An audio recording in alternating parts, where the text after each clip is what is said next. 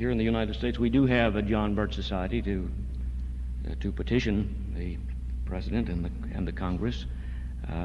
In our neighbor to the north, in Canada, the John Birch Society does not have a vast membership, and Canada has very severe trouble. I wonder, Alan Stang, you've been in Canada. You've talked to members of the government there. You've recently written a brilliant analysis for us of the situation in Canada. I wonder if you'd make some brief remark, just outlining as shortly as possible what the situation is in Canada, and give us some idea of your judgment as to how dangerous the situation is, both for the Canadians and for ourselves.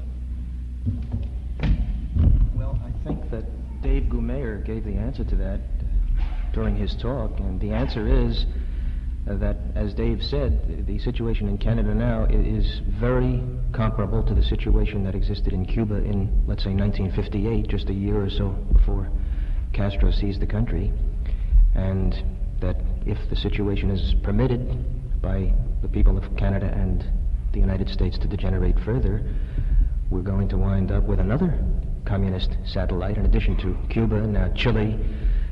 We're going to wind up now with a gigantic communist satellite with which we have a 4,000-mile border. So that is the situation there in a nutshell, as briefly as it possibly can be put. As Dave said, Trudeau, as I wrote in my article, Trudeau is a communist. He's always been a communist, never has been anything else.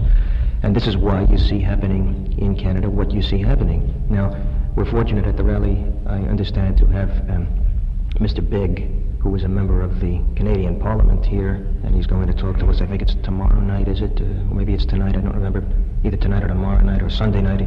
He's going to talk to us, so from him I'm sure we'll get some first-hand details about what is going on at this very moment in Canada, some of the things that Trudeau is doing.